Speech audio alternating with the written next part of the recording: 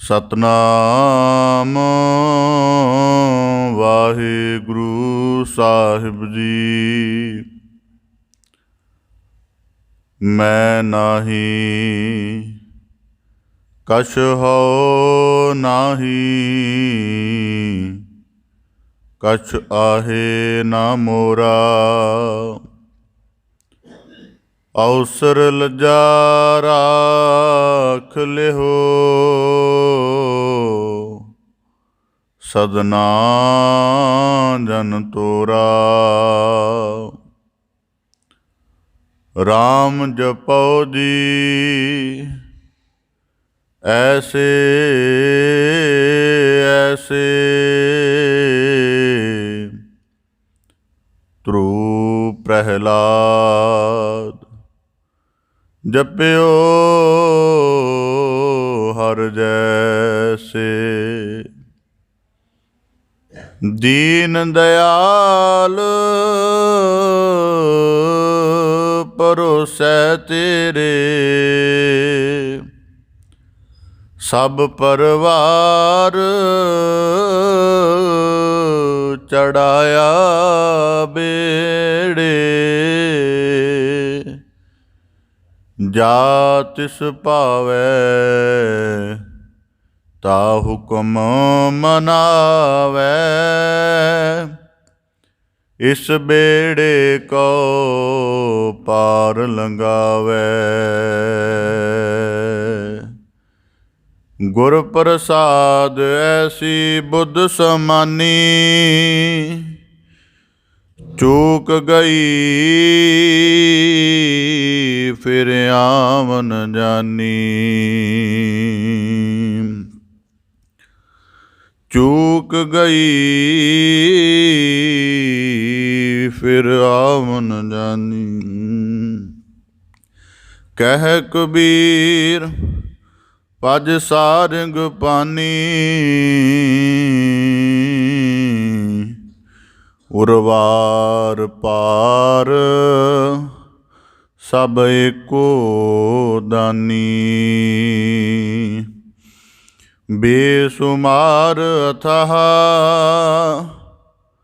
ਅਗਨਤ ਅਤੁਲੈ, ਜੋ ਬੁਲਾਵੋ ਤਿਉ ਨਾਨਕ ਦਾਸ ਬੋਲੇ। ਸਤਨਾਮ ਵਾਹਿਗੁਰੂ ਸਾਹਿਬ ਜੀ। ਕਬੀਰ ਰਾਮ ਕਹਿਨ ਮੈਂ ਭੇਦ ਹੈ, ਤਾ ਮਹਿ ਏਕ ਵਿਚਾਰ। ਸੋਈ ਰਾਮ ਸਬੈ ਕਹੈ, ਸੋਈ ਕਉਤਕ ਹਾਰ। ਕਬੀਰ ਰਾਮੈ ਰਾਮ ਕਹੋ, ਕਹਿਬੇ ਮਾਹੇ ਵਿਵੇਕ। ਏਕ ਅਨੇਕਹਿ ਮਿਲ ਗਿਆ, ਏਕ ਸਮਾਨਾ ਏਕ। ਵਾਹਿਗੁਰੂ ਜੀ ਕਾ ਖਾਲਸਾ, ਵਾਹਿਗੁਰੂ ਜੀ ਕੀ ਫਤਿਹ। ਧੰਨ ਧੰਨ ਸਤਿਗੁਰੂ ਗੁਰੂ ਗਰੀਬ ਨਿਵਾਜ, ਪਤਿਤ ਪਾਵਨ ਭਗਤ ਵਛਲ, ਕਿਰਪਾ ਨਿਧ ਦਇਆ ਨਿਧ ਕਰੁਣਾ ਨਿਧ ਸਤਿਗੁਰੂ ਸ੍ਰੀ ਗੁਰੂ ਗ੍ਰੰਥ ਸਾਹਿਬ ਜੀ ਦੀਨ ਦਇਆਲ ਪਾਤਸ਼ਾਹ, ਤਿਨਾਂ ਦੀ ਅਪਾਰ ਮਿਹਰਮਤ ਹੈ, ਦਇਆ ਬਖਸ਼ਿਸ਼ ਹੈ, ਅਪਾਰ ਮਿਹਰਮਤ ਹੈ ਸਤਿਗੁਰੂ ਸਾਹਿਬ ਜੀ ਦੀ, ਜੋ ਸਾਨੂੰ ਸਭ ਨੂੰ ਗੁਰੂ ਸਾਹਿਬ ਜੀ ਨੇ ਆਪਣੀ ਮਿਹਰ ਭਰੀ ਨਵਾਜ਼ਿਸ਼ ਭਰੀ ਨਦਰ ਕਰਕੇ ਆਪਣੀ ਪਾਵਨ ਪਵਿੱਤਰ ਹਜ਼ੂਰੀ ਦੇ ਅੰਦਰ ਸਤ ਸੰਗਤ ਰੂਪ ਵਿੱਚ ਜੁੜਨ ਦਾ, ਗੁਰ ਸ਼ਬਦ ਦੇ ਅਭਿਆਸ ਨਾਲ ਸੱਚਿਆਰ ਜੀਵਨ ਦੀ ਜੁਗਤ ਨੂੰ ਕਮਾਉਣ ਦਾ ਗੁਰੂ ਕੇ ਉਪਦੇਸ਼ ਅਨੁਸਾਰ ਭੈ ਭਾਵਨੀ ਵਾਲਾ ਭਗਤੀ ਸਹਿਤ ਜੀਵਨ ਦੀ ਬੰਦਗੀ ਰੂਪ ਰਾਸ ਨੂੰ ਕਮਾਉਂਦਿਆਂ ਹੋਇਆਂ ਮਨੁੱਖਾ ਜਨਮ ਨੂੰ ਸਫਲ ਕਰਨ ਦਾ ਅਵਸਰ ਬਖਸ਼ਿਸ਼ ਕਰਕੇ ਨਵਾਜ਼ਿਸ਼ ਕੀਤੀ ਹੈ ਜੀ। ਆਪ ਜੀ ਬੜੇ ਸੁਭਾਗਸ਼ਾਲੀ ਹੋ ਜੋ ਆਪਣੇ ਮਨੁੱਖਾ ਜੀਵਨ ਦੇ ਅਮੋਲਕ ਅਵਸਰ ਦੇ ਅੰਤਰਗਤ ਸਭ ਤੋਂ ਜੀਵਨ ਦੀ ਅਮੋਲਕ ਕਾਰ ਕਮਾਉਣ ਦਾ ਯਤਨ ਕਰਦਿਆਂ ਗੁਰੂ ਕੀ ਰਹਿਮਤ ਦੇ ਪਾਤਰ ਬਣ ਰਹੇ ਹੋ ਜੀ। ਸਤਿਗੁਰੂ ਕੀ ਅਪਾਰ ਕਿਰਪਾ ਸਦਕਾ ਆਪ ਜੀ ਭਗਤ ਸਿਰਮੌਰ ਭਗਤ ਕਬੀਰ ਸਾਹਿਬ ਜੀ ਦੇ ਲੜੀਵਾਰ ਸਲੋਕਾਂ ਦੀ ਵਿਚਾਰ ਸ਼ਰਵਣ ਕਰ ਰਹੇ ਹੋ ਜੀ। ਪਾਵਨ ਬਾਣੀ ਦੀ ਲੜੀਵਾਰ ਵਿਚਾਰ ਦੇ ਨਾਲ ਜੁੜਨ ਦਾ ਯਤਨ ਕਰੀਏ ਜੀ। ਵਿਚਾਰ ਪ੍ਰਾਰੰਭ ਕਰਨ ਤੋਂ ਪਹਿਲਾਂ ਬੜੇ ਅਦਬ ਸਹਿਤ ਉਚਾਰਨ ਕਰੋ ਜੀ। ਸਤਨਾਮ ਸ੍ਰੀ ਵਾਹਿਗੁਰੂ ਸਾਹਿਬ ਜੀ।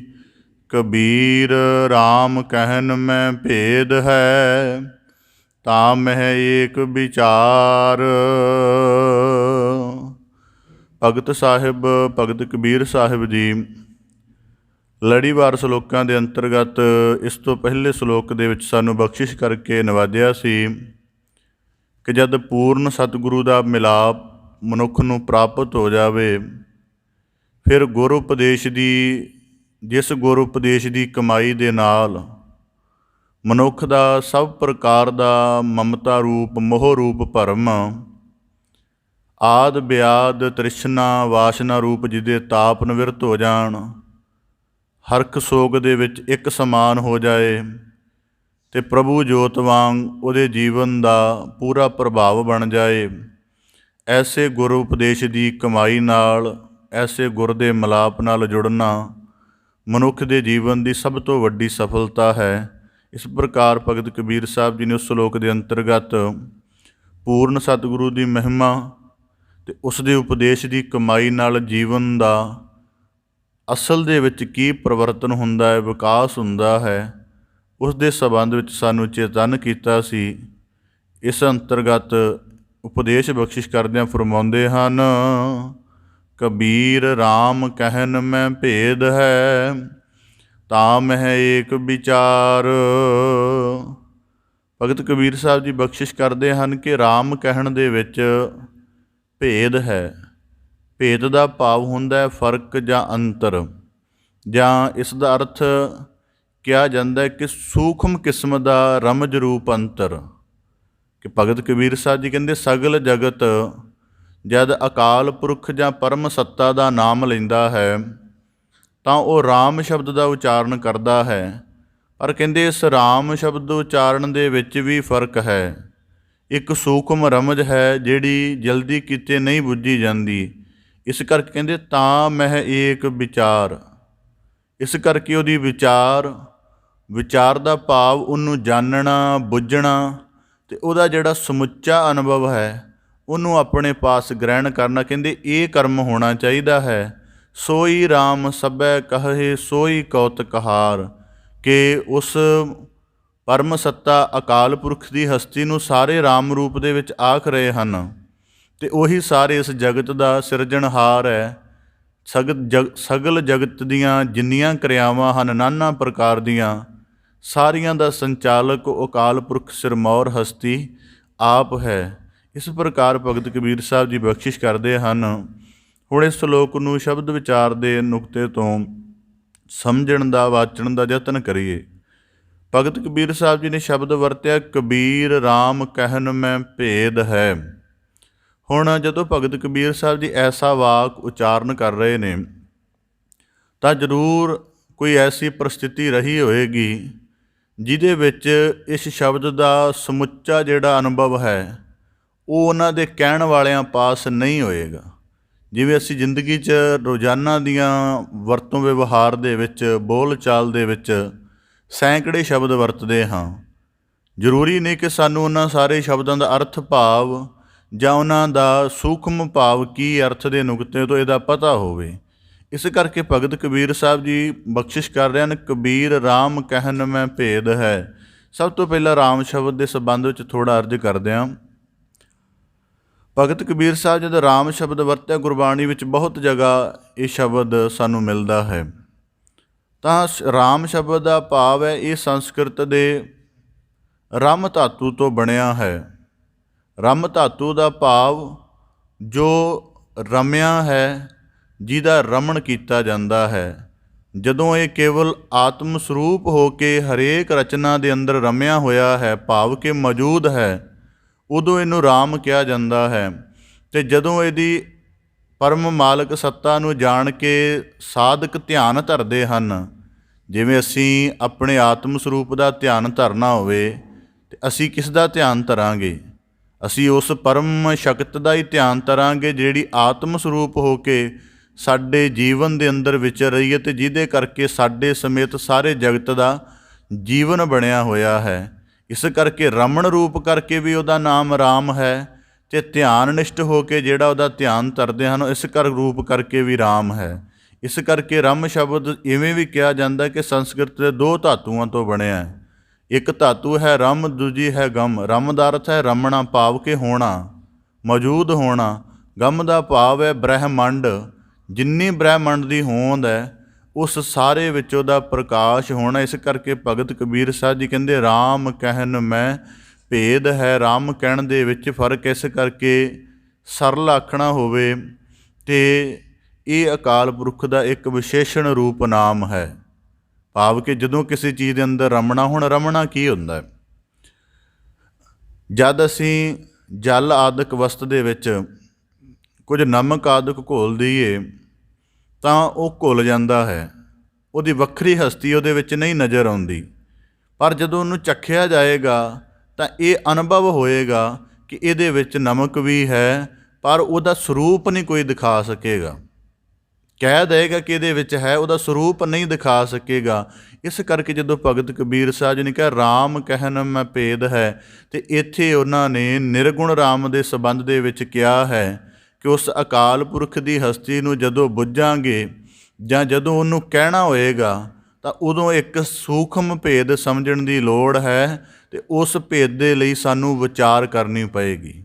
ਜਿਵੇਂ ਹੁਣ ਅਸੀਂ ਗੁਰਬਾਣੀ ਦੇ ਵਿੱਚ ਅਨੇਕਾਂ ਸਤਿਗੁਰੂ ਸਾਹਿਬ ਜੀ ਦੇ ਵਾਕ ਪੜ੍ਹਦੇ ਹਾਂ ਤਾਂ ਗੁਰੂ ਸਾਹਿਬ ਜੀ ਕਹਿੰਦੇ ਭੇਦ ਕੀ? ਭਗਤ ਕਬੀਰ ਸਾਹਿਬ ਜੀ ਕਹਿੰਦੇ ਭੇਦ ਕੀ ਹੈ?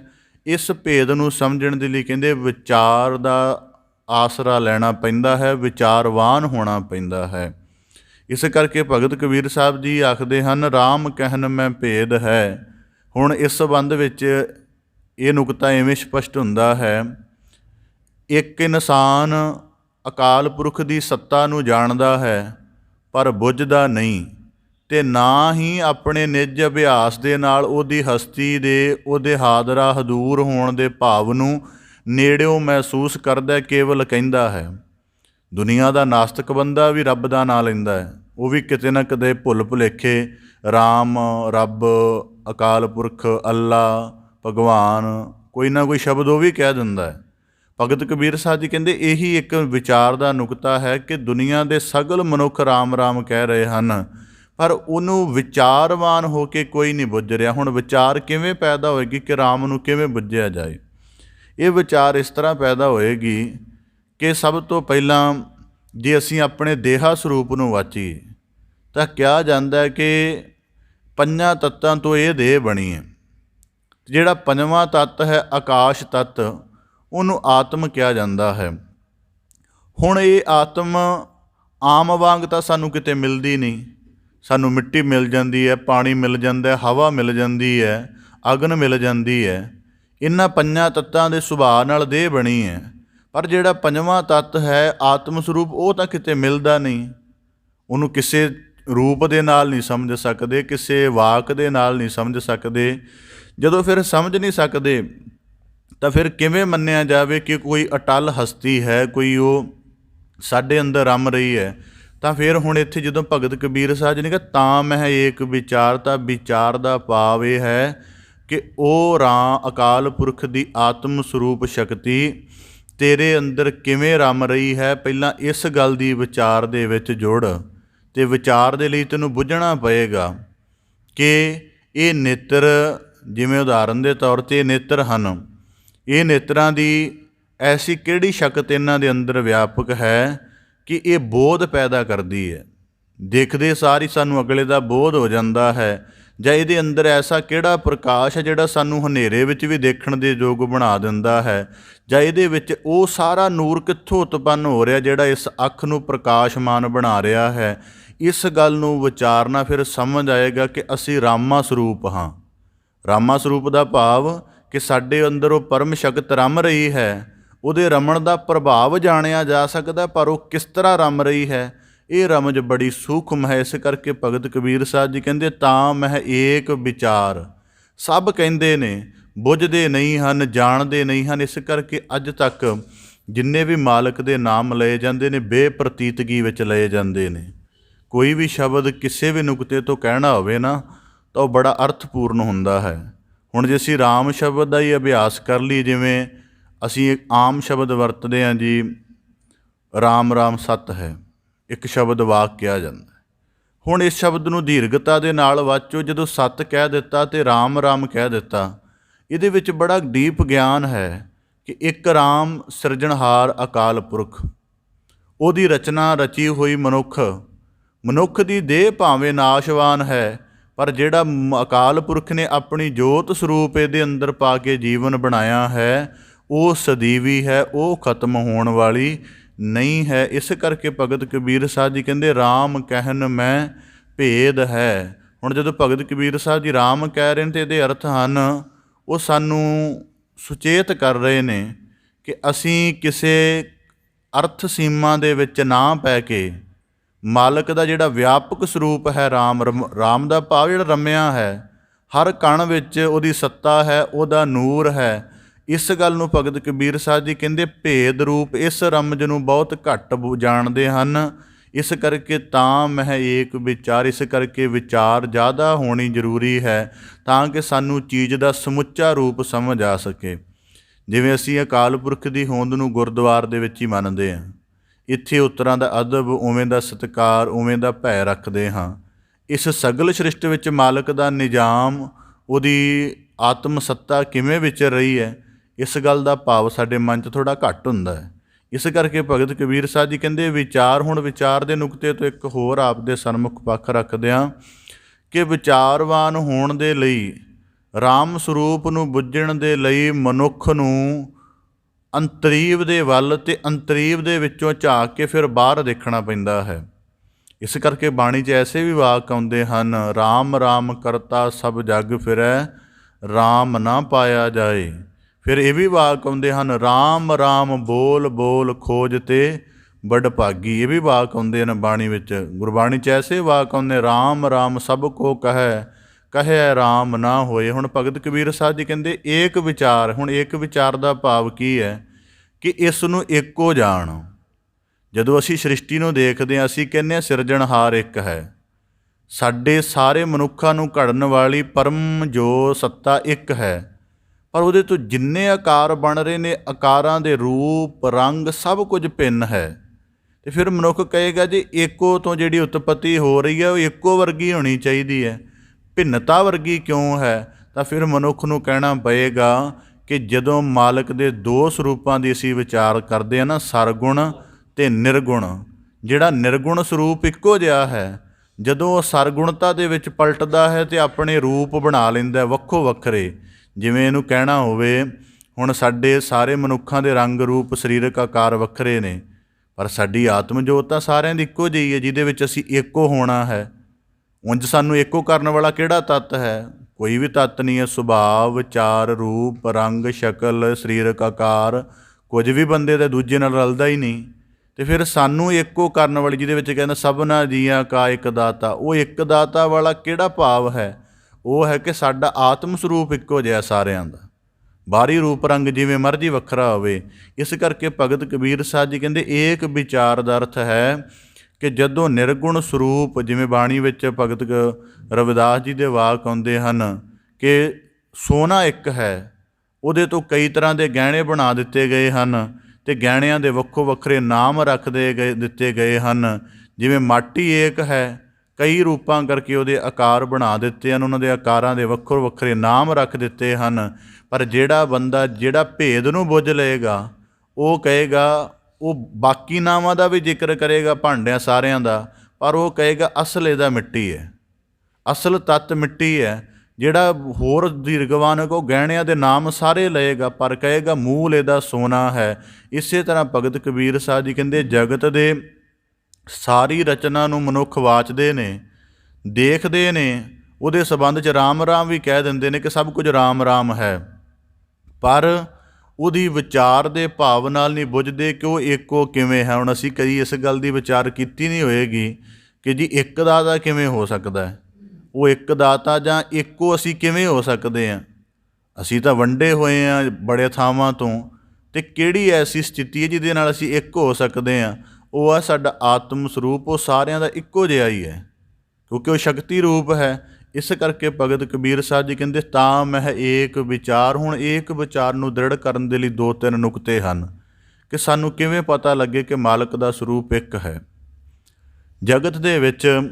ਉਹਦੇ ਲਈ 2-3 ਨੁਕਤੇ ਆਪਦੇ ਸਨਮੁਖ ਰੱਖਾਂ। ਸਭ ਤੋਂ ਪਹਿਲਾ ਨੁਕਤਾ ਹੈ ਉਹ ਸਰਵ ਵਿਆਪਕ ਹੈ।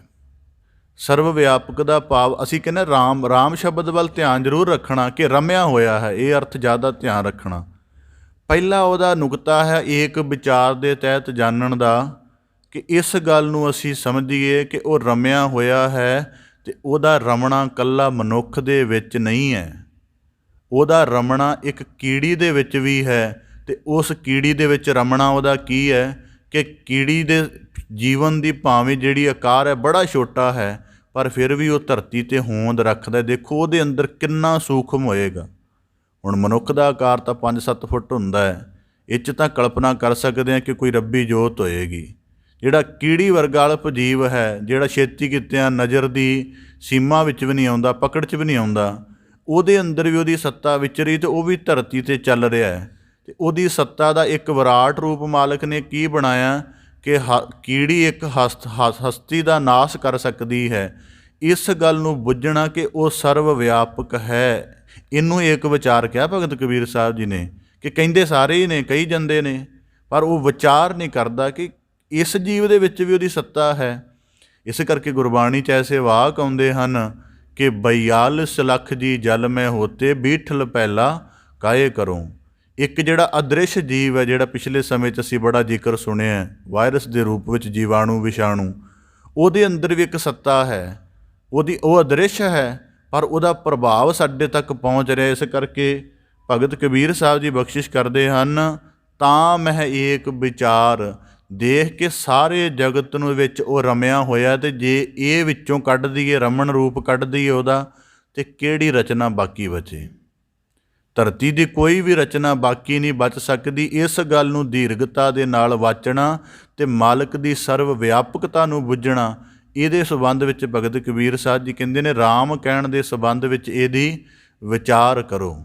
ਇਸ ਕਰਕੇ ਜਾਪ ਸਾਹਿਬ ਦੀ ਬਾਣੀ ਨੂੰ ਜੇ ਅਸੀਂ ਬੜਾ ਦੀਰਘ ਵਾਚੀਏ ਨਾ, ਤਾਂ ਗੁਰੂ ਸਾਹਿਬ ਜੀ ਨੇ ਸਾਨੂੰ ਉਹਦਾ ਬੜਾ ਵੱਡਾ ਉਹ ਨਿਰਗੁਣ ਭਗਤੀ ਦਾ ਹੀ ਸਾਰਾ ਡਿਸਕੋਰਸ ਹੈ। ਉਹਦੇ ਵਿੱਚ ਭਗਤ ਗੁਰੂ ਸਾਹਿਬ ਆਖਦੇ ਹਨ ਨਮਸਤੰ ਅਨਾਮੇ, ਕਿ ਜਿਸ ਮਾਲਕ ਦਾ, ਜਿਵੇਂ ਅਸੀਂ ਤਾਂ ਚਲੋ ਸਾਡੇ ਕੋਲ ਭਾਸ਼ਾ, ਅਸੀਂ ਨਾਮ ਰੱਖ ਲਿਆ, ਅਸੀਂ ਕਹਿ ਦਿੱਤਾ ਦਤਾਰ ਹੈ, ਪ੍ਰਤਪਾਲਕ ਹੈ, ਸਾਰੰਗ ਪਾਣੀ ਹੈ, ਮੁਰਾਰੀ ਹੈ, ਕਈ ਨਾਮ ਰੱਖ ਲਏ ਮਾਲਕ ਦੇ। ਪਰ ਜਿਨ੍ਹਾਂ ਕੋਲ ਭਾਸ਼ਾ ਨਹੀਂ ਹੈ, ਜਾਨਵਰਾਂ ਕੋਲੋਂ ਭਾਸ਼ਾ ਨਹੀਂ ਹੈ, ਪੰਛੀਆਂ ਕੋਲੋਂ ਭਾਸ਼ਾ ਨਹੀਂ ਹੈ, ਅੱਖਰ ਨਹੀਂ ਹੈ, ਉਹ ਫਿਰ ਕਿਵੇਂ ਉਸ ਮਾਲਕ ਨੂੰ ਧਿਆਉਂਦੇ ਹੋਣਗੇ? ਉਹ ਅਨਾਮ ਕਹਿ ਕੇ ਧਿਆਉਂਦੇ ਨੇ। ਇਸ ਕਰਕੇ ਗੁਰੂ ਸਾਹਿਬ ਕਹਿੰਦੇ ਇਹਦੇ ਪ੍ਰਤੀ ਵੀ ਨਮਸਕਾਰ ਹੈ। ਇਸ ਕਰਕੇ ਬਾਣੀ 'ਚ ਉਹਦੇ ਵਿੱਚ ਵਾਕ ਹੁੰਦੇ ਨਮਸਤੰ ਅਮਜਬੇ। ਹੁਣ ਅਸੀਂ ਜਦੋਂ ਧਰਮੀ ਬੰਦਿਆਂ ਨੂੰ ਦੇਖਦੇ ਹਾਂ ਤਾਂ ਅਸੀਂ ਵਰਗ 'ਚ ਦੇਖਦੇ ਹਾਂ, ਅਸੀਂ ਉਹਦੀ ਵਿਆਪਕਤਾ ਨੂੰ ਬੁੱਝਦੇ ਨਹੀਂ। ਅਸੀਂ ਕਹਿੰਦੇ ਹਾਂ ਜੇ ਉਹਨੇ ਵਾਹਿਗੁਰੂ ਕਹਿ ਦਿੱਤਾ ਸਿੱਖ ਹੋਏਗਾ, ਜੇ ਉਹਨੇ ਅੱਲਾ ਕਹਿ ਦਿੱਤਾ ਮੁਸਲਮਾਨ ਹੋਏਗਾ, ਜੇ ਉਹਨੇ ਰਾਮ ਰਾਮ ਭਗਵਾਨ ਕਹਿ ਦਿੱਤਾ ਉਹ ਹਿੰਦੂ ਹੋਏਗਾ, ਜੇ ਉਹਨੇ ਗੌਡ ਕਹਿ ਦਿੱਤਾ ਉਹ ਈਸਾਈ ਹੋਏਗਾ। ਪਰ ਗੁਰੂ ਸਾਹਿਬ ਜੀ ਕਹਿੰਦੇ ਮਜ਼ਹਬੇ, ਜਿਹੜੇ ਕਿਸੇ ਮਜ਼ਹਬ ਵਿੱਚ ਵੀ ਨਹੀਂ ਹੈਗੇ, ਜਾਂ ਜਿਨ੍ਹਾਂ ਤੱਕ ਆਮ ਮਜ਼ਹਬਾਂ ਦਾ ਸਿਲਸਿਲਾ ਵੀ ਨਹੀਂ ਗਿਆ, ਉਹ ਮਜ਼ਹਬ ਤੋਂ ਬਿਨਾਂ ਹੀ ਮਾਲਕ ਨੂੰ ਧਿਆ ਰਹੇ ਹਨ, ਤਾਂ ਗੁਰੂ ਸਾਹਿਬ ਜੀ ਕਹਿੰਦੇ ਉਹਦੇ ਪ੍ਰਤੀ ਵੀ ਸਾਡੀ ਨਮਸਕਾਰ ਹੈ। ਇਸ ਕਰਕੇ ਜਿਹੜਾ ਭਗਤ ਕਬੀਰ ਸਾਹਿਬ ਜੀ ਨੇ ਏਕ ਵਿਚਾਰ ਕਿਹਾ ਹੈ ਨਾ, ਉਹ ਬੜਾ ਹੀ ਗਹਿਰਾ ਹੈ। ਉਹਦੇ ਵਿੱਚ ਪਹਿਲਾ ਨੁਕਤਾ ਮੈਂ ਆਪਦੇ ਸਨਮੁਖ ਰੱਖ ਦਿੱਤਾ ਹੈ ਕਿ ਸਰਵ ਵਿਆਪਕਤਾ ਨੂੰ ਬੁੱਝਣਾ ਅਤੇ ਉਹ ਸਾਰੇ ਜਗ੍ਹਾ ਤੋਂ ਬੁੱਝਣਾ। ਸਾਡੀ ਕਈ ਵਾਰੀ ਸੀਮਾ ਪਤਾ ਕੀ ਹੁੰਦੀ ਹੈ, ਮੈਂ ਆਪਦੇ ਸਨਮੁਖ ਅਰਜ਼ ਕਰਦਿਆਂ, ਕਈ ਵਾਰੀ ਅਸੀਂ ਗੁਰੂ ਗ੍ਰੰਥ ਸਾਹਿਬ ਮਹਾਰਾਜ ਜੀ ਨੂੰ ਰੋਜ਼ ਨਤਮਸਤਕ ਹੁੰਦੇ ਹਾਂ, ਤਾਂ ਸਾਨੂੰ ਇੱਕ ਗੱਲ ਖਿਆਲ ਰੱਖਣੀ ਚਾਹੀਦੀ ਹੈ ਕਿ ਅਸੀਂ ਮਾਲਕ ਦੇ ਸਗਲ ਰੂਪਾਂ ਨੂੰ ਨਮਸਕਾਰ ਕਰਦੇ ਹਾਂ। ਕਈ ਵਾਰੀ ਕਿਸੇ ਸਿੱਖ ਦੀ ਜ਼ੁਬਾਨ ਤੋਂ ਅੱਲਾਹ ਤਾਲਾ ਸ਼ਬਦ ਨਿਕਲ ਆਏ ਨਾ, ਤੇ ਦੂਜਾ ਇਤਰਾਜ਼ ਕਰ ਦਿੰਦਾ। ਤੇ ਇਹਦਾ ਮਤਲਬ ਕੀ ਹੈ ਕਿ ਉਹਦੇ ਅੰਦਰ ਉਹਦੀ ਵਿਆਪਕਤਾ ਨੂੰ ਬੁੱਝੇਗਾ ਤਾਂ ਫਿਰ ਤੂੰ ਸ਼ਬਦ ਤੱਕ ਅਟਕ ਗਿਆ। ਜੇ ਉਹਦੇ ਅੰਦਰ ਜੋ ਮਾਲਕ ਦੀ ਵਿਆਪਕਤਾ ਦਾ ਭਾਵ ਦ੍ਰਿੜ ਕਰਾਇਆ ਜਾ ਰਿਹਾ ਹੈ, ਜੇ ਉਹਦੇ ਨਾਲ ਜੁੜੇਗਾ ਤਾਂ ਫਿਰ ਤੇਰਾ ਵਖਰੇਵਾਂ ਨਹੀਂ ਪੈਦਾ ਹੋਏਗਾ। ਇਸ ਕਰਕੇ ਭਗਤ ਕਬੀਰ ਸਾਹਿਬ ਜੀ ਕਹਿੰਦੇ, ਤਾਂ ਮਹਿ ਏਕ ਵਿਚਾਰ, ਕਹਿਣ ਵਾਲੇ ਬੜੇ ਹਨ ਪਰ ਉਹਦੀ ਵਿਚਾਰ ਕਰ। ਇਸ ਕਰਕੇ ਭਗਤ ਕਬੀਰ ਸਾਹਿਬ ਜੀ ਨੇ ਦੇਖੋ ਦੋਵਾਂ ਤਰੀਕਿਆਂ ਦੇ ਨਾਲ ਸਮਝਾਇਆ ਕਿ ਰਾਮ ਵੀ ਰਮਿਆ ਹੋਇਆ ਹੈ ਅਤੇ ਏਕ ਨੂਰ ਤੋਂ ਵੀ ਸਾਰਾ ਜਗਤ ਉਪਜਿਆ ਹੋਇਆ। ਇਸ ਕਰਕੇ ਕਹਿੰਦੇ ਏਕ ਵਿਚਾਰ। ਹੁਣ ਦੂਜਾ ਨੁਕਤਾ ਆਪਦੇ ਸਨਮੁਖ ਰੱਖਦਿਆਂ, ਪਹਿਲਾ ਏਕ ਵਿਚਾਰ ਦਾ ਨੁਕਤਾ ਹੈ ਕਿ ਉਹਦੀ ਸਰਵ ਵਿਆਪਕਤਾ ਨੂੰ ਜਾਣੋ। ਹੁਣ ਦੂਜਾ ਹੈ ਉਹਦੀ ਸਰਵ ਵਿਆਪਕਤਾ ਨੂੰ ਬੁੱਝ ਕੇ ਅਤੇ ਉਹਦੇ ਨਿਕਟ ਹੋਣਾ। ਹੁਣ ਮਨੁੱਖ ਜਦੋਂ ਧਰਤੀ 'ਤੇ ਜਿਉਂਦਾ ਹੈ, ਇਹ ਆਪਣੀ ਬੁੱਧੀ ਦਾ ਜਾਂ ਆਪਣੇ ਬਾਹਰੀ ਜੀਵਨ ਦੇ ਸ਼ੈੱਲ ਦਾ ਗੁਲਾਮ ਹੁੰਦਾ ਹੈ। ਇਹ ਚੀਜ਼ਾਂ ਨੂੰ ਮਾਲਕ ਦੇ ਰੂਪ 'ਚ ਨਹੀਂ ਦੇਖਦਾ, ਇਹ ਚੀਜ਼ਾਂ ਨੂੰ ਆਪਣੀ ਬੁੱਧੀ ਦੇ ਦ੍ਰਿਸ਼ਟੀਕੋਣ ਤੋਂ ਦੇਖਦਾ ਹੈ। ਅਤੇ ਇਸ ਹਾਲਤ ਦੇ ਵਿੱਚ ਆ ਕੇ ਉਹ ਰਮੰਤੀ ਰਾਮ ਦੀ ਸੱਤਾ ਤੋਂ ਪਰਾਂ ਹੋ ਜਾਂਦਾ ਹੈ। ਫਿਰ ਉਹਨੂੰ ਕੀ ਕਰਨਾ ਚਾਹੀਦਾ? ਫਿਰ ਉਹਨੂੰ ਬੁੱਝਣਾ ਚਾਹੀਦਾ ਅਤੇ ਬੁੱਝ ਕੇ ਨਿਕਟ ਹੋਣਾ ਚਾਹੀਦਾ। ਅਤੇ ਇਹਦੇ ਨਿਕਟ ਹੋਣ ਦੇ ਭਾਵ ਕੀ ਹਨ ਕਿ ਤੈਨੂੰ ਜਿਸ ਭਾਸ਼ਾ ਦੇ ਵਿੱਚ, ਜਿਸ ਰੂਪ ਦੇ ਵਿੱਚ, ਜਿਸ ਢੰਗ ਦੇ ਨਾਲ ਮਾਲਕ ਦਾ ਧਿਆਨ ਧਰਨ ਦਾ ਕਰਮ ਮਿਲੇ, ਉਸੇ ਰੂਪ ਦੇ ਵਿੱਚ ਹੀ ਤੂੰ ਕਰ ਸਕਦਾ ਹੈ। ਇਸ ਕਰਕੇ ਗੁਰੂ ਗ੍ਰੰਥ ਸਾਹਿਬ ਜੀ ਦੇ ਵਿੱਚ ਬਾਬਾ ਫਰੀਦ ਸਾਹਿਬ ਜੀ ਵੀ ਵਿਰਾਜਮਾਨ ਨੇ ਅਤੇ ਭਗਤ ਰਾਮਾਨੰਦ ਜੀ ਵੀ ਵਿਰਾਜਮਾਨ ਨੇ।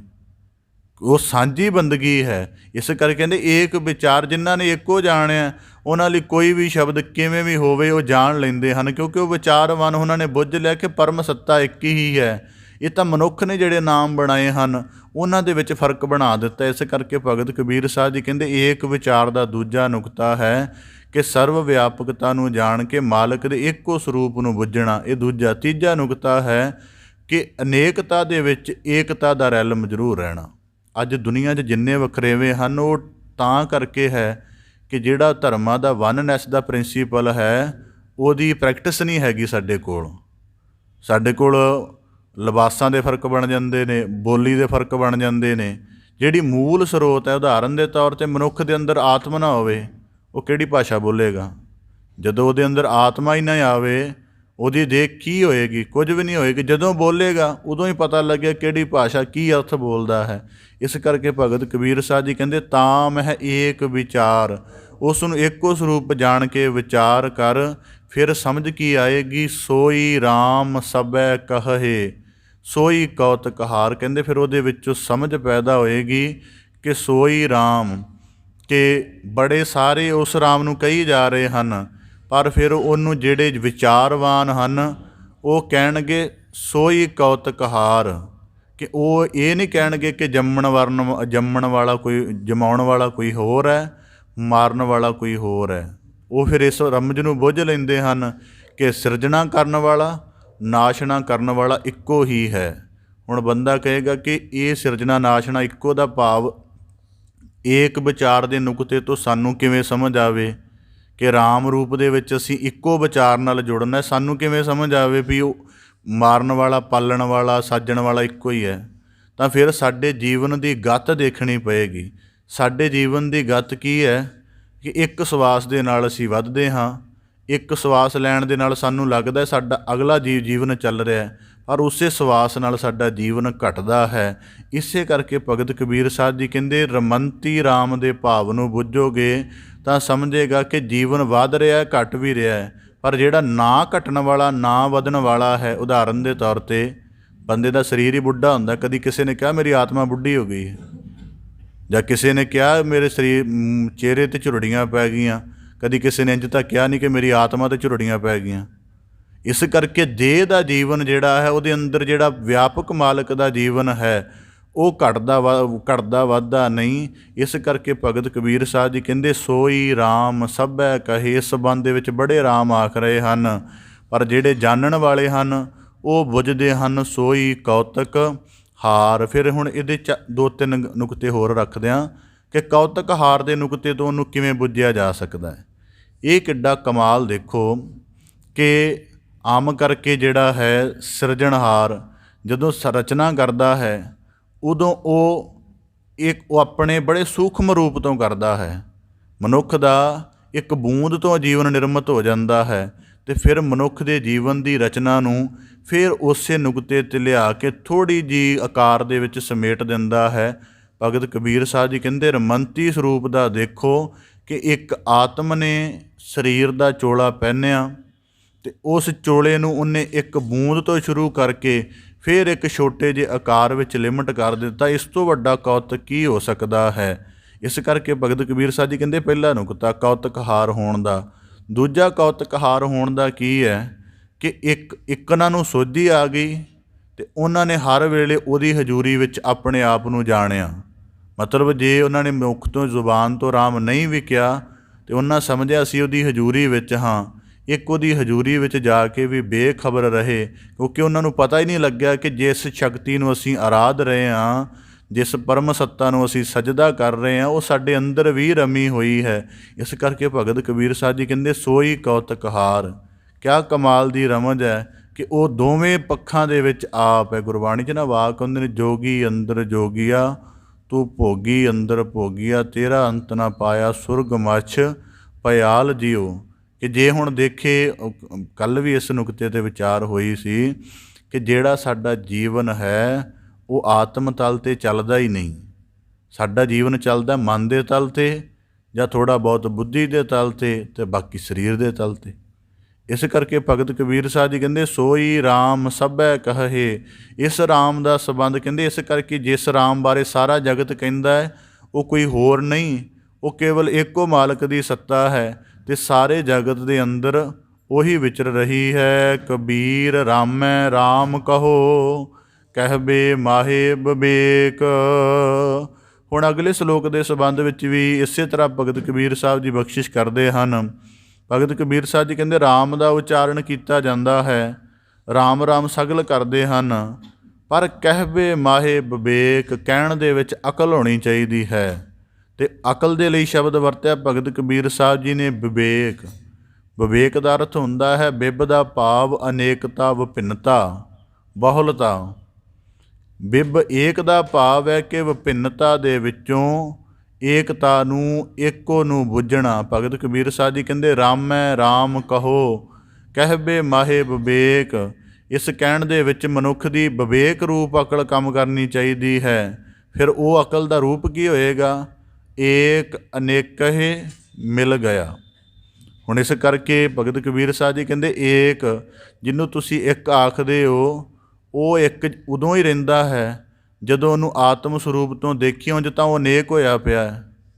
ਇਸ ਕਰਕੇ ਸਤਿਗੁਰੂ ਸਾਹਿਬ ਜੀ ਨੇ ਬਾਣੀ 'ਚ ਐਸੇ ਵੀ ਸਾਨੂੰ ਵਾਕ ਬਖਸ਼ਿਸ਼ ਕੀਤੇ ਹਨ ਕਿ ਕੀਤਾ ਪਸਾਓ ਏਕੋ ਕਵਾਓ, ਕਿ ਮੂਲ ਸਿਰਜਣਾ ਇੱਕ ਹੈ। ਉਤਪਤ ਜਿਵੇਂ ਉਦਾਹਰਨ ਦੇ ਤੌਰ 'ਤੇ ਅਸੀਂ ਇੱਕ ਬੀਜ ਧਰਤੀ ਵਿੱਚ ਬੀਜਦੇ ਹਾਂ, ਉਹਦਾ ਇੱਕੋ ਰੂਪ ਹੁੰਦਾ ਹੈ, ਪਰ ਜਦੋਂ ਬੀਜ ਅੰਕੁਰਿਤ ਹੋ ਜਾਂਦਾ ਹੈ ਉਹਦਾ ਤਣਾ ਵੱਖਰਾ, ਉਹਦੀ ਜੜ੍ਹ ਵੱਖਰੀ, ਉਹਦੀ ਸ਼ਾਖ ਵੱਖਰੀ, ਉਹਦੇ ਪੱਤੇ ਦਾ, ਫੁੱਲ ਦਾ, ਫਲ ਦਾ, ਸਭ ਦਾ ਕੁਝ ਵੱਖੋ ਵੱਖਰਾ। ਅਤੇ ਹੁਣ ਮਨੁੱਖ ਕਹੇਗਾ ਜੀ ਇਹ ਤਾਂ ਗੱਲ ਗਲਤ ਹੈ ਜੀ, ਇੱਕ ਤੋਂ ਸਿਰਜਣਾ ਹੋਈ ਉਹ ਅਨੇਕ ਕਿਵੇਂ ਹੋ ਸਕਦੀ ਹੈ। ਇਸ ਕਰਕੇ ਭਗਤ ਕਬੀਰ ਸਾਹਿਬ ਜੀ ਕਹਿੰਦੇ ਏਕ ਅਨੇਕਹਿ ਮਿਲ ਗਿਆ। ਅਸੀਂ ਰਾਮ ਦੀ ਵਿਆਪਕਤਾ ਨੂੰ ਇੱਕੋ ਸਰੂਪ ਵਿੱਚ ਜਾਣਦੇ। ਜਿਵੇਂ ਇਹਨੂੰ ਸਰਲ ਕਹਿਣਾ ਹੋਵੇ, ਅਸੀਂ ਸਮਝਦੇ ਹਾਂ ਕਿ ਜੀ ਜਿਹੜਾ ਰਾਮ ਸ਼ਬਦ ਦਾ ਪ੍ਰਯੋਗ ਹੈ ਉਹ ਕੇਵਲ ਇੰਨਾ ਕੀ ਹੈ ਕਿ ਅਸੀਂ ਉਹਨੂੰ ਰਾਮ ਕਹਿ ਲਈਏ। ਅਸੀਂ ਇਹ ਨਹੀਂ ਜਾਣਦੇ ਕਿ ਅਸਲ ਦੇ ਵਿੱਚ ਇਹ ਵਿਸ਼ੇਸ਼ਣ ਹੈ। ਇਹ ਵਿਸ਼ੇਸ਼ਣ ਹਰੇਕ ਜਗ੍ਹਾ ਹੀ ਮੌਜੂਦ ਹੈ। ਕਿਉਂਕਿ ਇਸ ਕਰਕੇ ਭਗਤ ਕਬੀਰ ਸਾਹਿਬ ਜੀ ਕਹਿੰਦੇ ਏਕ ਅਨੇਕਹਿ ਮਿਲ ਗਿਆ। ਉਸ ਏਕੋ ਨੇ ਜਦ ਆਪਣਾ ਪਸਾਰ ਕੀਤਾ ਅਤੇ ਅਨੇਕਤਾ ਦੇ ਵਿੱਚ ਕੀਤਾ, ਅਤੇ ਜਿਹੜੇ ਇਸ ਅਨੇਕਤਾ ਦੇ ਵਿੱਚੋਂ ਵਿਵੇਕ ਬੁੱਧ ਕਰਕੇ ਜੁੜੇ ਰਹੇ, ਕਹਿੰਦੇ ਉਹ ਸਮਝ ਗਏ ਕਿ ਇੱਕ ਅਨੇਕਤਾ ਵਿੱਚ ਹੋ ਗਿਆ ਹੈ, ਪਰ ਫਿਰ ਹੁਣ ਇਸ ਅਨੇਕਤਾ ਦੇ ਵਿੱਚ ਰਹਿ ਕੇ ਏਕੋ ਨੂੰ ਬੁੱਝਣਾ ਹੈ। ਤਾਂ ਕਰਕੇ ਏਕ ਸਮਾਨਾ ਏਕ, ਤਾਂ ਕਿ ਸਾਡੀ ਸਾਧਰੀ ਸਾਧਨਾ ਮੁੜ ਉਹਦੇ ਵਿੱਚ ਸੰਮਿਲਿਤ ਹੋ ਜਾਏਗੀ। ਇੱਕ ਸਰਲ ਜਿਹਾ ਪ੍ਰਮਾਣ ਆਪਦੇ ਸਨਮੁਖ ਰੱਖਦੇ ਹਾਂ ਕਿ ਵਿਚਾਰ ਅਸਲ 'ਚ ਹੈ ਕੀ। ਸਤਿਗੁਰੂ ਗੁਰੂ ਨਾਨਕ ਸਾਹਿਬ ਆਪਣੀਆਂ ਉਦਾਸੀਆਂ ਦੇ ਭ੍ਰਮਣ 'ਤੇ ਥਾਂ ਥਾਂ ਗੁਰੂ ਸਾਹਿਬ ਜੀ ਨੇ ਆਪਣੇ ਮੁਬਾਰਕ ਚਰਨ ਕਦਮ ਪਾਏ।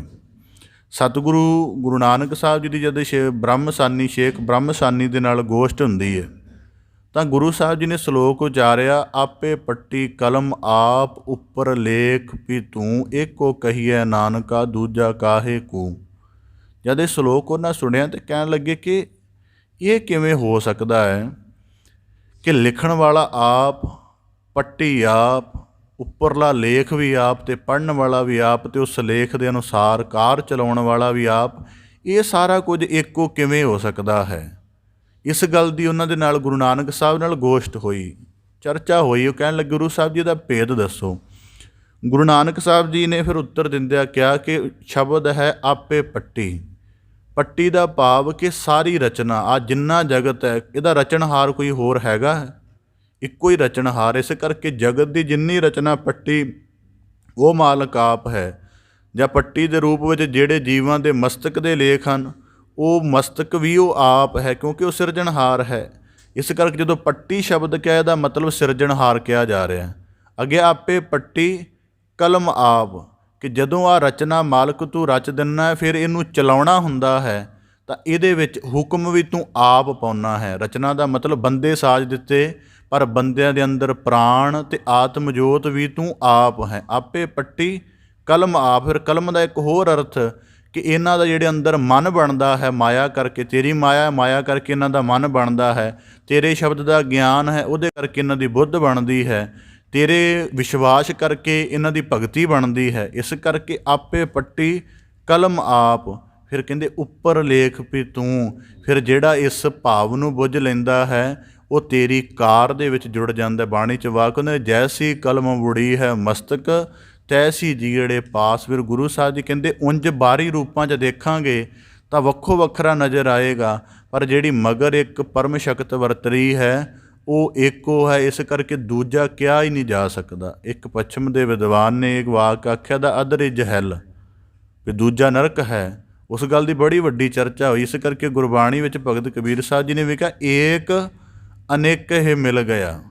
ਇਸ ਕਰਕੇ ਗੁਰੂ ਨਾਨਕ ਸਾਹਿਬ ਜੀ ਨੇ ਦੇਖੋ ਧਰਤੀ 'ਤੇ ਓਅੰਕਾਰੀ ਵਿਧਾਨ ਪਾਲਿਆ। ਅਤੇ ਉਹਨਾਂ ਦੇ ਜੀਵਨ ਦੇ ਸੰਬੰਧ ਵਿੱਚ ਕਿਹਾ ਜਾਂਦਾ ਹੈ ਕਿ ਹਿੰਦ ਕਾ ਗੁਰੂ ਮੁਸਲਮਾਨ ਕਾ ਪੀਰ, ਕਿ ਇਹੋ ਜਿਹੀ ਸਾਂਝੀਵਾਲਤਾ ਜਦ ਮਨੁੱਖ ਦੇ ਅੰਦਰ ਬਣਦੀ ਹੈ ਤਾਂ ਉਹਨੂੰ ਸਮਝ ਆਉਂਦੀ ਹੈ ਏਕ ਅਨੇਕ ਇਹ ਮਿਲ ਗਿਆ, ਕਿ ਇੱਕ ਹੀ ਅਨੇਕਤਾ ਦੇ ਵਿੱਚ ਪ੍ਰਗਟਿਆ ਹੈ।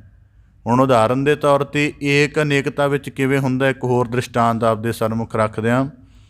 ਪਾਣੀ ਦਾ ਮੂਲ ਰੂਪ ਦੇ ਵਿੱਚ ਕੋਈ ਰੰਗ ਨਹੀਂ ਹੈ, ਪਰ ਮਨੁੱਖ ਜਿਸ ਰੰਗ ਦੇ ਵਿੱਚ ਉਹਨੂੰ ਘੋਲ ਦੇ ਉਹ ਉਵੇਂ ਦੇ ਰੰਗ ਵਿੱਚ ਗ੍ਰਹਿਣ ਹੋ ਜਾਂਦਾ ਹੈ। ਇੰਝ ਹੀ ਜਿਵੇਂ ਦੇ ਮਾਲਕ ਦੇ ਅਭਿਆਸ ਨੂੰ ਕਿਸੇ ਨੇ ਬੁੱਝਿਆ, ਸਮਝਿਆ, ਜਾਣਿਆ, ਉਵੇਂ ਦਾ ਉਹਨੇ ਨਾਮ ਤਸੱਵਰ ਕਰ ਦਿੱਤਾ ਅਤੇ ਉਹ ਜਿਹੜੇ ਉਸ ਨਾਵਾਂ ਦੇ ਭੇਦ ਵਿੱਚ ਪੈ ਗਏ ਉਹ ਉਹਦੇ ਅਸਲ ਤੋਂ ਦੂਰ ਚਲੇ ਗਏ। ਫਿਰ ਕਿਸੇ ਨੇ ਕਿਹਾ ਮੇਰਾ ਨਾਮ ਉੱਚਾ, ਕਿਸੇ ਨੇ ਕਿਹਾ ਮੇਰਾ ਨਾਮ ਰੱਖਿਆ ਉੱਚਾ। ਇਸ ਕਰਕੇ ਭਗਤ ਕਬੀਰ ਸਾਹਿਬ ਜੀ ਕਹਿੰਦੇ ਜਿਹੜੇ ਇੱਕੋ ਨੂੰ ਛੱਡ ਬੈਠੇ ਅਤੇ ਅਨੇਕਤਾ ਦੇ ਉੱਪਰ ਕੇਂਦਰਿਤ ਹੋ ਗਏ, ਉਹ ਮੁੜ ਇੱਕੋ ਨਹੀਂ ਹੋ ਸਕੇ ਅਤੇ ਉਹਨਾਂ ਦੇ ਵਖਰੇਵੇਂ ਬਣੇ ਰਹੇ। ਇਸ ਕਰਕੇ ਭਗਤ ਕਬੀਰ ਸਾਹਿਬ ਜੀ ਆਖਦੇ ਹਨ, ਏਕ ਅਨੇਕ ਇਹ ਮਿਲ ਗਿਆ।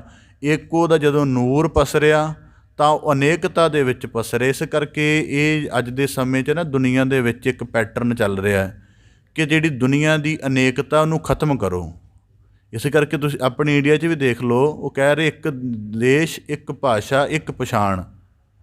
ਇਹਦੀ ਖੂਬਸੂਰਤੀ ਤਾਂ ਭਾਈ ਅਨੇਕਤਾ ਦੇ ਨਾਲ। ਤੁਸੀਂ ਉਦਾਹਰਨ ਦੇ ਤੌਰ 'ਤੇ ਅਸੀਂ ਘਰ ਦੇ ਵਿੱਚ ਇੱਕ ਫੁੱਲਾਂ ਦਾ ਬੁੱਕਾ ਹੀ ਲਿਆਉਂਦੇ ਜਾਂ ਮਹਿਮਾਨਾਂ ਨੂੰ ਸਨਮਾਨ ਕਰਦੇ ਹਾਂ, ਤਾਂ ਬਹੁਤੀ ਵਾਰੀ ਜਿਹੜੇ ਸਿਆਣੇ ਬੰਦੇ ਨੇ ਉਹ ਕਹਿਣਗੇ 3-4 ਰੰਗ ਹੋਣੇ ਚਾਹੀਦੇ ਨੇ, ਇੱਕ ਰੰਗ ਠੀਕ ਨਹੀਂ ਲੱਗਦਾ। ਬੰਦਾ ਤਾਂ ਆਪਣੇ ਵਸਤਰਾਂ 'ਚ ਇੱਕ ਰੰਗ ਨਹੀਂ ਪਾਉਂਦਾ। ਇਸ ਕਰਕੇ ਭਗਤ ਕਬੀਰ ਸਾਹਿਬ ਜੀ ਕਹਿੰਦੇ ਅਨੇਕਤਾ ਨੂੰ ਰੱਦ ਨਹੀਂ ਕੀਤਾ ਜਾ ਸਕਦਾ। ਅਨੇਕਤਾ ਦੇ ਵਿੱਚ ਹੀ ਮਾਲਕ ਨੇ ਆਪਣੀ ਖੂਬਸੂਰਤੀ ਜਿਹੜੀ ਹੈ ਫੈਲਾਈ ਹੋਈ ਹੈ। ਇੱਕ ਮੋਰ ਦੇ ਪੰਖ ਦਾ ਉਹਦੇ 'ਚ ਹੀ 10-12 ਰੰਗ ਨੇ, ਜੋ ਇੱਕੋ ਤਰ੍ਹਾਂ ਦਾ ਹੋਵੇ ਤਾਂ ਨੀਰਸ ਜਿਹਾ ਲੱਗੇ। ਆ ਬੱਦਲਾਂ ਦੇ ਵਿੱਚ ਸਤਰੰਗੀ ਪੀਂਘ ਬਣਦੀ, ਜੇ ਇੱਕੋ ਰੰਗ ਦੀ ਬਣੇ ਤਾਂ ਕੌਣ ਉਹਨੂੰ ਨੋਟ ਕਰੇ ਜਾਂ ਕੌਣ ਉਹਦੀ ਫੋਟੋਗ੍ਰਾਫੀ ਕਰੇ। ਇਸ ਕਰਕੇ ਕਹਿੰਦੇ ਇੱਕ ਨੇ ਅਨੇਕਤਾ ਵਿੱਚ ਰਹਿ ਕੇ ਹੀ ਇਸ ਜਗਤ ਨੂੰ ਸੁੰਦਰ ਬਣਾਇਆ ਹੈ। ਜੇ ਉਸ ਅਨੇਕਤਾ ਨੂੰ ਛੱਡ ਦਿਓਗੇ ਜਾਂ ਉਸ ਅਨੇਕਤਾ ਨੂੰ ਨਹੀਂ ਬੁੱਝੋਗੇ ਵੀ ਇੱਕੋ ਤੋਂ ਹੀ ਬਣ ਰਿਹਾ ਸਾਰਾ ਕੁਝ, ਤਾਂ ਭਗਤ ਕਬੀਰ ਸਾਹਿਬ ਜੀ ਕਹਿੰਦੇ ਫਿਰ ਗੁਸਤਾਖੀ ਹੋ ਜਾਏਗੀ। ਇਸ ਕਰਕੇ ਰਾਮ ਕਹਿਣ ਦਾ ਅਰਥ ਇਹ ਹੋਣਾ ਚਾਹੀਦਾ ਹੈ ਕਿ ਅਨੇਕਤਾ ਵਿੱਚੋਂ ਏਕਤਾ ਨੂੰ ਬੁੱਝ ਲੈਣਾ। ਅਤੇ ਜਿਹੜੇ ਇੰਝ ਜਾਣ ਲੈਂਦੇ ਹਨ, ਭਗਤ ਕਬੀਰ ਸਾਹਿਬ ਜੀ ਕਹਿੰਦੇ ਏਕ ਸਮਾਨਾ ਏਕ। ਹੁਣ ਏਕ ਸਮਾਨਾ ਏਕ ਦੀ ਇੱਕ ਹੋਰ ਆਪਦੇ ਸਨਮੁਖ ਭਾਵ ਰੱਖਦਿਆਂ ਕਿ ਜਦ ਅਸੀਂ ਆਪਣੇ ਜੀਵਨ ਨੂੰ ਗਹਿਰਾ ਵਾਚੀਏ ਤਾਂ ਮਨੁੱਖ ਕਹੇਗਾ ਇੱਕ ਹੋ ਗਿਆ ਮੇਰਾ ਮਨ, ਇੱਕ ਹੋ ਗਈ ਮੇਰੀ ਬੁੱਧੀ, ਇੱਕ ਹੋ ਗਈ ਮੇਰੀ ਸੁਰਤ, ਇੱਕ ਹੋ ਗਈ ਮੇਰੀ ਚੇਤਨਾ ਅਹੰਕਾਰ, ਇੱਕ ਹੋ ਗਿਆ ਮੇਰਾ ਸਰੀਰ। ਪਰ ਇਹ ਏਕੋ ਜੁੜਿਆ ਕਿਵੇਂ ਹੋਇਆ ਹੈ ਕਿ ਜਦੋਂ ਮਨੁੱਖ ਦਾ ਜੀਵਨ ਆਰੰਭ ਹੁੰਦਾ ਹੈ, ਸਭ ਤੋਂ ਪਹਿਲਾਂ ਦੇਹ ਬਣਦੀ ਹੈ। ਸਭ ਤੋਂ ਪਹਿਲਾਂ ਦੇਹ ਬਣਦੀ ਹੈ। ਦੇਹ ਬਣਨ ਤੋਂ ਬਾਅਦ ਬੰਦੇ ਦਾ ਮਨ ਹੋਂਦ ਵਿੱਚ ਆਉਂਦਾ ਹੈ। ਮਨ ਜਦੋਂ ਆਪਣੇ ਫੁਰਨੇ ਕਰਦਾ ਹੈ, ਫਿਰ ਬੁੱਧੀ ਹੋਂਦ ਦੇ ਵਿੱਚ ਆਉਂਦੀ ਹੈ। ਬੁੱਧੀ ਦੇ ਨਾਲ ਮੁੱਖ ਦਾ ਚਿੱਤ ਹੋਂਦ ਦੇ ਵਿੱਚ ਆਉਂਦਾ ਹੈ। ਹੁਣ ਇਸ ਗੱਲ ਨੂੰ ਸਰਲ ਹੋਰ ਰੱਖਦੇ ਹਾਂ ਕਿ ਜਿਵੇਂ ਬੱਚੇ ਨੇ ਬਚਪਨ ਦੇ ਵਿੱਚ ਕੋਈ ਦ੍ਰਿਸ਼ ਦੇਖਿਆ ਹੁੰਦਾ, ਉਸ ਦ੍ਰਿਸ਼ ਦੀ ਉਹਨੂੰ ਥੋੜ੍ਹੀ ਜਿਹੀ ਪਤਾ ਹੁੰਦਾ ਕਿ ਉਹ ਕਿਵੇਂ ਵਾਪਰਿਆ, ਉਹ ਯਾਦ ਹੁੰਦਾ ਹੈ। ਇਸ ਇੱਕੋ ਗੱਲ ਨੂੰ ਕੰਮ ਕਰਨ ਵਾਲੇ ਤਿੰਨ ਕੇਂਦਰ ਨੇ, ਮਨ, ਬੁੱਧੀ ਅਤੇ ਚਿੱਤ। ਹੁਣ ਉਸ ਕਾਰਜ ਨੂੰ ਉਹ ਦੁਬਾਰਾ ਕਰਨਾ ਚਾਹੁੰਦਾ ਹੈ ਅਤੇ ਆਪਣੀ ਸੁਰਤ ਦੇ ਜ਼ੋਰ ਨਾਲ ਕਰੇਗਾ ਕਿ ਆਪਣੀ ਕਲਪਨਾ ਬਚਪਨ 'ਚ ਲੈ ਜਾਏਗਾ। ਉੱਥੇ ਜਾ ਕੇ ਸਮਝੇਗਾ ਕਿ ਉਹ ਦ੍ਰਿਸ਼ ਕਿਵੇਂ ਦੇਖਿਆ, ਕਿਵੇਂ ਕਰਨਾ ਚਾਹੀਦਾ ਹੈ। ਅਤੇ ਹੁਣ ਇਸ ਸਾਰੀ ਸ਼ਕਤ ਨੂੰ ਕਰਨ ਵਾਲੀ ਸਾਡੀ ਆਤਮਾ ਇੱਕੋ ਹੀ ਹੈ। ਜਦੋਂ ਉਹਨੇ ਸੰਕਲਪ ਵਿਕਲਪ ਦਾ ਕੰਮ ਕਰਵਾਇਆ, ਉਦੋਂ ਸਾਡਾ ਮਨ ਬਣ ਗਿਆ। ਜਦੋਂ ਉਹਨੇ ਨਿਰਣਾ ਕਰਾਇਆ, ਉਹ ਬੁੱਧੀ ਬਣ ਗਈ। ਜਦੋਂ ਉਹਨੇ ਸਾਨੂੰ ਉਹਦੀ ਜਾਚ ਦਿੱਤੀ, ਉਦੋਂ ਸਾਡੀ ਚਿੱਤ ਬਣ ਗਿਆ। ਇਸ ਕਰਕੇ ਭਗਤ ਕਬੀਰ ਸਾਹਿਬ ਜੀ ਕਹਿੰਦੇ ਏਕ ਸਮਾਨਾ ਏਕ। ਇਸ ਕਰਕੇ ਦੁਬਾਰਾ ਉਸ ਸਾਰੇ ਖੇਲ ਨੂੰ ਸਮਝ ਕੇ ਉਹਦੇ ਨਾਲ ਜੁੜ ਜਾਣਾ ਇੱਕੋ ਹੀ ਹੈ। ਇਸ ਕਰਕੇ ਸਾਨੂੰ ਜਿਹੜੀ ਅਸੀਂ ਕੋਈ ਵੀ ਬਾਣੀ ਪੜ੍ਹਦੇ ਆ ਨਾ, ਸਾਨੂੰ ਹੁਣ ਜਿਵੇਂ ਭਗਤ ਕਬੀਰ ਸਾਹਿਬ ਜੀ ਨੇ ਰਾਮ ਸ਼ਬਦ ਦੇ ਵਿੱਚ ਕਿਹਾ ਕਿ ਉਹਨਾਂ ਦਾ ਵਾਕ ਹੈ, ਰਾਮ ਜਪੋ ਜੀ ਐਸੇ ਐਸੇ ਧਰੂ ਪ੍ਰਹਿਲਾਦ ਜਪਿਓ ਹਰ ਜੈਸੇ। ਹੁਣ ਇਹ ਜਿਹੜੇ ਧਰੂ ਪ੍ਰਹਿਲਾਦ ਵਰਗੇ ਭਗਤ ਹਨ, ਇਹ ਬੜੇ ਪਹਿਲਾਂ, ਅੱਜ ਤੋਂ ਕਈ ਯੁੱਗ ਪਹਿਲਾਂ ਹੋਏ ਹਨ। ਫਿਰ ਉਹਨਾਂ ਨੇ ਜਿਸ ਰਾਮ ਦੇ ਸਰੂਪ ਨੂੰ ਅਰਾਧਿਆ, ਉਹੀ ਸੀ ਜਿਹੜਾ ਆਦਿ ਜੁਗਾਦੀ ਸੱਚ ਹੈ, ਜਿਹੜਾ ਕਿਸੇ ਲਿਮਟ ਵਿੱਚ ਨਹੀਂ, ਕਿਸੇ ਆਕਾਰ ਵਿੱਚ ਨਹੀਂ, ਕਿਸੇ ਖਾਸ ਥਾਂ ਦੇ ਉੱਪਰ ਨਹੀਂ, ਜਿਹਦੀ ਵਿਆਪਕਤਾ ਹਰੇਕ ਰਚਨਾ ਵਿੱਚ ਹੈ। ਇਸ ਕਰਕੇ ਭਗਤ ਕਬੀਰ ਸਾਹਿਬ ਜੀ ਕਹਿੰਦੇ ਏਕ ਅਨੇਕ ਕਹੇ ਮਿਲ ਗਿਆ, ਏਕ ਸਮਾਨਾ ਏਕ। ਇਸ ਕਰਕੇ ਵਿਵੇਕੀ ਉਹ ਹਨ। ਅੱਜ ਸਾਡੇ ਪੰਥ ਵਿੱਚ ਨਾ ਇੱਕ ਵਿਵੇਕ ਨਾਮ ਦਾ ਇੱਕ ਚੱਲਦਾ ਹੈ ਸਿਲਸਿਲਾ, ਉਹਦੇ ਵਿੱਚ ਗਿਆਨ ਹੈ ਹੀ ਨਹੀਂ। ਉਹਦੇ ਵਿੱਚ ਜਦੋਂ ਵਿਵੇਕ ਦਾ ਜ਼ਿਕਰ ਕਰਦੇ ਨੇ ਤਾਂ ਉਹ ਮਨੁੱਖਾਂ ਨੂੰ ਵੀ ਦੂਰ ਕਰ ਦਿੰਦੇ ਨੇ ਕਿ ਜੀ ਆਹ ਮਰਜ਼ਾਦਾ ਦੇ ਅਨੁਸਾਰ ਠੀਕ ਨਹੀਂ। ਪਰ ਅਸਲ ਵਿਵੇਕੀ ਉਹ ਹੈ ਜਿਹੜਾ ਹਰੇਕ ਰਚਨਾ ਦੇ ਅੰਦਰ, ਹਰੇਕ ਆਕਾਰ ਦੇ ਅੰਦਰੋਂ ਮਾਲਕ ਦੇ ਸਰੂਪ ਨੂੰ ਬੁੱਝ ਕੇ ਅਤੇ ਉਹਦਾ ਅਦਬ, ਉਹਦਾ ਸਤਿਕਾਰ ਅਤੇ ਉਹਦਾ ਗਿਆਨ ਪੈਦਾ ਕਰ ਲਵੇ। ਇਸ ਕਰਕੇ ਭਗਤ ਕਬੀਰ ਸਾਹਿਬ ਜੀ ਆਖਦੇ ਹਨ ਏਕ ਅਨੇਕ ਕਹੇ ਮਿਲ ਗਿਆ, ਏਕ ਸਮਾਨਾ ਏਕ। ਇਸ ਪ੍ਰਕਾਰ ਉਹ ਸਾਨੂੰ ਦੋ ਸਲੋਕਾਂ ਦੁਆਰਾ ਵਿਚਾਰ ਸਰਵਣ ਕਰਕੇ, ਬਖਸ਼ਿਸ਼ ਕਰਕੇ ਨਿਹਾਲ ਕਰਦੇ ਹਨ। ਕਿਉਂਕਿ ਇਹ ਵਿਚਾਰ ਆਪਣੇ ਆਪ ਦੇ ਵਿੱਚ ਬੜੀ ਨਿਰਾਲੀ ਜੀ ਹੈ। ਇਹ ਅਸਲ 'ਚ ਤਾਂ ਇਹ ਫਿਲੋਸਫੀ ਜੀ ਰਿਜ਼ੋਲਵ ਹੁੰਦੀਆਂ ਨੇ। ਇਹਨੂੰ ਕਥਾ 'ਚ ਰਿਜ਼ੋਲਵ ਕਰਨਾ ਆਪਣੇ ਆਪ ਦੇ ਵਿੱਚ ਹੀ ਇੱਕ ਸੰਕਟ ਹੈ, ਜਾਂ ਆਪਣੇ ਆਪ ਦੇ ਵਿੱਚ ਇੱਕ ਮੁਸ਼ਕਿਲ ਹੈ ਕਿ ਬੰਦੇ ਨੂੰ ਇਹ ਕਿਵੇਂ ਸਮਝਾਇਆ ਜਾ ਸਕੇ ਕਿ ਜਿਹੜਾ ਉਹ ਰਾਮ ਕਹਿ ਰਿਹਾ ਹੈ ਉਹ ਕੋਈ ਛੋਟੀ ਜਿਹੀ ਗੱਲ ਨਹੀਂ ਹੈ। ਇਸ ਕਰਕੇ ਭਗਤ ਕਬੀਰ ਸਾਹਿਬ ਜੀ ਨੇ ਬਖਸ਼ਿਸ਼ ਕੀਤੀ ਕਿ ਜਦ ਸਾਰਾ ਜਗਤ ਰਾਮ ਕਹਿ ਰਿਹਾ ਹੈ ਅਤੇ ਬਹੁਤੇ ਉਹ ਹਨ ਜਿਨ੍ਹਾਂ ਨੂੰ ਪਤਾ ਨਹੀਂ ਕਿ ਉਹ ਰਾਮ ਕਿਵੇਂ ਹੈ ਅਤੇ ਉਹਨੂੰ ਕਿਵੇਂ ਬੁੱਝਿਆ ਜਾ ਸਕਦਾ ਹੈ। ਕਹਿੰਦੇ ਇਸ ਕਰਕੇ ਗੁਰ ਪ੍ਰਸਾਦੀ ਰਾਮ ਮਨ ਵਸੈ, ਤਾਂ ਫਲ ਪਾਵੈ ਕੋਇ। ਜਦੋਂ ਆਪਣੇ ਅੰਤਰੀਵ ਬੁੱਝ ਲਵਾਂਗੇ, ਫਿਰ ਬਾਹਰ ਉਹਦੇ ਨੂਰ ਨੂੰ ਦੇਖਾਂਗੇ, ਫਿਰ ਸਮਝ ਆਏਗੀ। ਇਸ ਕਰਕੇ ਇਹਦੇ ਵਿੱਚ ਹੋਰ ਵੀ ਨੁਕਤਾ ਹੈ। ਜਦੋਂ ਭਗਤ ਕਬੀਰ ਸਾਹਿਬ ਜੀ ਨੇ ਕਹਿੰਦਾ ਸੋਈ ਰਾਮ ਸਭੈ ਕਹੇ, ਕਹਿੰਦੇ ਹਰੇਕ ਜਗਤ ਜਿਵੇਂ ਰਾਸ ਧਾਰੀਏ ਨਾਟਕ ਖੇਡਦੇ ਹਨ, ਉਹਦੇ ਵਿੱਚ ਰਾਮ ਤਖੱਲਸ ਆਪਣੇ ਨਾਲ ਉਸ ਤਰ੍ਹਾਂ ਦਾ ਰੂਪ ਧਾਰਨ ਕਰਦੇ ਹਨ। ਪਰ ਕਹਿੰਦੇ ਉਹਦੇ ਵਿੱਚ ਭੇਦ ਕੀ ਹੈ? ਇੱਕ ਰਾਮ ਕਹਿ ਰਿਹਾ ਆਪਣੀ ਤ੍ਰਿਸ਼ਨਾ ਖਾਤਰ, ਇੱਕ ਰਾਮ ਕਹਿ ਰਿਹਾ ਉਹਦੇ ਭਾਉ ਵਿੱਚ, ਉਹਦੇ ਪਿਆਰ ਵਿੱਚ ਪੈ ਕੇ। ਇਸ ਕਰਕੇ ਬਾਣੀ 'ਚ ਵਾਕ ਆਉਂਦਾ ਨਾ ਕਿ ਉਹ ਆਸਾ ਦੀ ਵਾਰ ਦੇ ਵਿੱਚ ਅਸੀਂ ਜ਼ਿਕਰ ਪੜ੍ਹਦੇ ਹਾਂ, ਗਾਵੇ ਰਾਜੇ ਰਾਣੀਆਂ ਬੋਲੇ ਆਲ ਪਤਾਲ, ਲੱਖ ਟੱਕਿਆਂ ਕੇ ਮੁੰਦੜੇ ਲੱਖ ਟੱਕਿਆਂ ਕੇ ਹਾਰ, ਇਤਨ ਪਾਈਐ ਨਾਨਕ ਅਸੇ ਤਨ ਹੋਵੇ ਸ਼ਾਰ। ਉਹਦਾ ਭਾਵ ਕੀ ਹੈ ਕਿ ਇਹਨਾਂ ਦੇ ਕਹਿਣ ਦਾ ਪ੍ਰਯੋਜਨ ਤ੍ਰਿਸ਼ਨਾ ਖਾਤਰ ਹੈ। ਅਤੇ ਜਿਹੜੇ ਸੰਤ ਜਨ, ਭਗਤ ਜਨ ਰਾਮ ਕਹਿੰਦੇ ਹਨ, ਉਹਨਾਂ ਦਾ ਅਰਥ ਪਿਆਰ, ਪ੍ਰੇਮ ਖਾਤਰ ਹੁੰਦਾ। ਇਸ ਕਰਕੇ ਉਹਦੇ ਸਰੂਪ ਦੇ ਨੇੜੇ ਹੋ ਜਾਂਦੇ ਹਨ। ਇਹ ਉਹਦੇ ਨਾਮ ਦਾ ਖੇਲ ਕਰ ਸਕਦੇ ਹਨ, ਪਰ ਉਹਦੇ ਵਿੱਚ ਪੂਰੇ ਨਹੀਂ ਹੋ ਸਕਦੇ। ਇਸ ਪ੍ਰਕਾਰ ਸਾਨੂੰ ਭਗਤ ਕਬੀਰ ਸਾਹਿਬ ਜੀ ਨਿਵਾਜਿਸ਼ ਕਰਦੇ ਨੇ, ਕਿਰਪਾ ਕਰਨ ਸਾਨੂੰ ਜੋ ਸ਼ਬਦ ਦਾ ਭਾਵ ਇਹ ਹੈ ਕਿ ਜੋ ਰਾਮ ਰਮੰਤੀ ਸਰੂਪ ਹੈ, ਤੇ ਰਮੰਤੀ ਹਰ ਆਕਾਰ ਹਰ ਰਚਨਾ ਵਿੱਚ ਹੈ। ਉਹਦੇ ਨੂਰ ਦੇ ਅਦਬ ਵਿੱਚ ਹੋਣਾ, ਉਹਦੇ ਨੂਰ ਦੇ ਅਹਿਸਾਸ ਵਿੱਚ ਹੋਣਾ, ਇਹੀ ਸਾਡਾ ਅਸਲ ਦੇ ਵਿੱਚ ਰਾਮ ਨਾਮ ਦਾ ਅਭਿਆਸ ਹੈ। ਭਗਤ ਕਬੀਰ ਸਾਹਿਬ ਜੀ ਕਿਰਪਾ ਕਰਨ। ਸ਼ਲੋਕ ਦਾ ਭਾਵ ਉਪਦੇਸ਼ ਸਾਰਿਆਂ ਦੇ ਹਿਰਦੇ ਅੰਦਰ ਵਸ ਜਾਏ ਜੀ। ਸਾਰਿਆਂ ਦਾ ਇੱਥੇ ਆਇਆ ਸਫਲਾ ਹੋਵੇ। ਆਪ ਦੇ ਸਨਮੁਖ ਸ਼ਬਦ ਵਿਚਾਰ ਦੀ ਸਾਂਝ ਪਾਉਂਦਿਆਂ ਹੋਈਆਂ ਬੇਅੰਤ ਭੁੱਲਾਂ ਦੀ ਖਿਮਾ ਜਾਚਨਾ ਜੀ। ਬੜੇ ਅਦਬ ਸਹਿਤ ਗੱਜ ਕੇ ਫਤਿਹ ਅਰਜ ਕਰੋ ਜੀ। ਵਾਹਿਗੁਰੂ ਜੀ ਕਾ ਖਾਲਸਾ, ਵਾਹਿਗੁਰੂ ਜੀ ਕੀ ਫਤਿਹ।